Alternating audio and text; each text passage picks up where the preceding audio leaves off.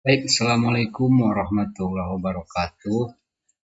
Untuk besok hari Selasa tanggal 16 Februari, kalian masih belajar terhadap tentang tema 7, subtema 2, dan pembelajaran yang kedua, yaitu muatan bahasa Indonesia, IPA, dan SPDP.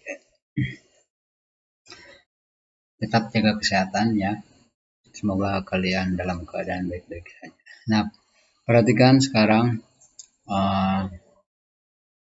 situ ada dua gambar, yaitu gambar seseorang yang sedang membaca atau dua orang yang sedang membaca. Yang seorang menanyakan, masih ingatkah kamu pembelajaran tentang cara mencari informasi penting dari bacaan? Nah, jawab, tentu saja cara mencari informasi penting dari bacaan adalah dengan membuat pertanyaan dan menjawabnya. Nah, cara mencari informasi penting dari bacaan itu kita akan lihat yang pertama, yaitu membaca teks bacaan dengan cermat. Jadi baca dulu teks bacaannya dengan cermat, kemudian membuat peta pikiran tentang pertanyaan dan jawaban yang merupakan informasi penting dari bacaan. Jadi kita mempersiapkan pertanyaan dan jawabannya untuk mencari informasi penting. Kemudian yang selanjutnya yaitu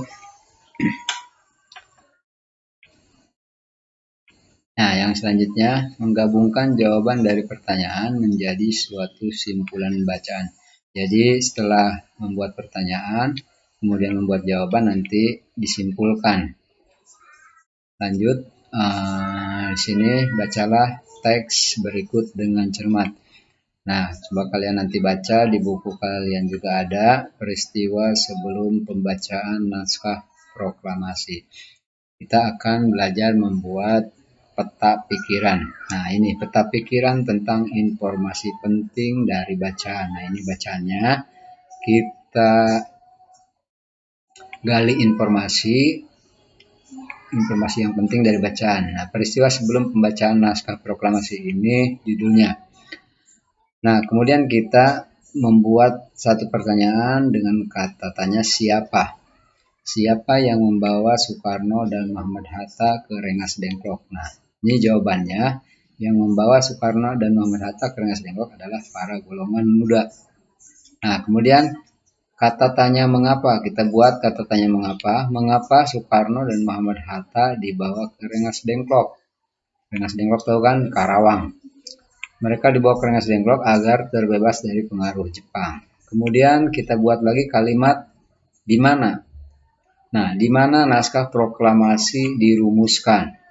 Jawabannya yaitu naskah proklamasi dirumuskan di rumah Laksamana Meida.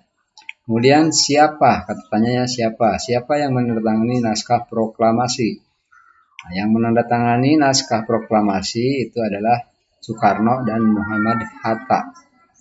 Jadi ada pertanyaan, kemudian ada jawabannya. Nah, kita buat simpulan. Simpulannya ini dari gabungan pertanyaan dan jawaban. Soekarno dan Muhammad Hatta dibawa ke Rengas Dengklok oleh para golongan muda. Nah, ini digabungkan ya. Tujuannya adalah supaya tidak terpengaruh dari terbebas dari pengaruh Jepang. Setelah itu mereka merumuskan naskah proklamasi di rumah Laksamana Meida. Itu simpulannya. Nah, sekarang perhatikan gambar yang ada di depan anak perempuan ini. Di situ ada satu gelas yang diisi es. Nah, pernahkah kamu memasukkan es batu ke dalam gelas? Kemudian apa yang terjadi dengan es batu tersebut? Kira-kira pernah ya, kalau misalkan kalian ingin minum pakai es, itu. Nah, ini ada gambar es, ada gambar es batu ya, atau ya es di dalam kulkas biasanya kan beku. Kemudian di bawahnya ini ada mencair. Nah, mencair ini merupakan peristiwa perubahan wujud benda padat menjadi cair. Peristiwa mencair terjadi karena adanya kenaikan suhu. Pemanasan benda mengakibatkan suhu menjadi lebih tinggi dari suhu awal sehingga mengubah wujud benda padat menjadi cair. Nah itu kalau es balok ini dipanaskan, kalian bawa ke keluar dengan matahari yang panas, itu akan meleleh dan cair. Nah itu kalian mungkin pernah ya, kalau minum es krim kelamaan tidak dimakan itu biasanya meleleh mencair. Nah, peristiwa mencair dalam kehidupan sehari-hari kita lihat apa saja kira-kira peristiwa yang selalu mencair dalam kehidupan sehari-hari selain es batu tadi. Nah, yang pertama yaitu mentega. Nah, tahu kan mentega? Mentega itu meleleh saat dipanaskan. Kemudian ada coklat batang yang meleleh saat dipanaskan. Kemudian besi mencair saat dipanaskan dengan suhu tinggi. Kemudian yang selanjutnya lilin meleleh saat dipanaskan. Nah ini gambarnya, ini bukan tahu ya, ini mentega. Mentega yang beku. Biasanya kalau kita beli di pasar yang mentega seperti ini, kemudian dipanaskan. Nah ini meleleh. Kemudian yang kedua yaitu coklat batang. Coklat batang itu biasa di pasar untuk membuat kue. Kemudian sebelum dijadikan kue itu biasanya dipanaskan. Nah itu coklat batang itu akan meleleh.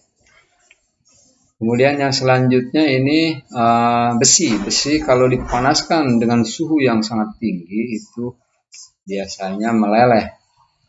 Bukan biasanya, pasti meleleh. Nah ini contohnya, ini besi sedang dipanaskan.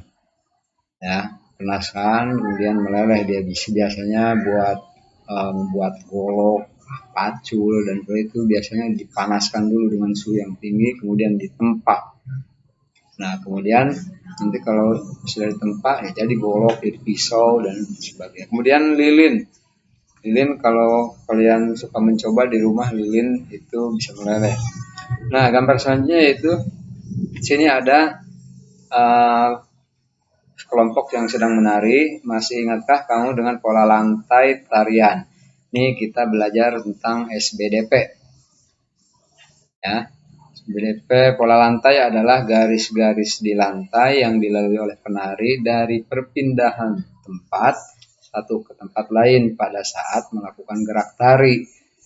Itu namanya pola lantai. Nah, bentuk karya tari.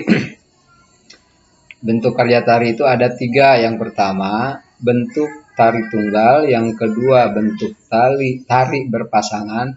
Yang ketiga, bentuk tari berkelompok. Nah, kita akan bahas satu-satu. Ini tari bentuk tunggal atau bentuk tari tunggal. Biasanya seorang, nanti kalian juga akan mencoba.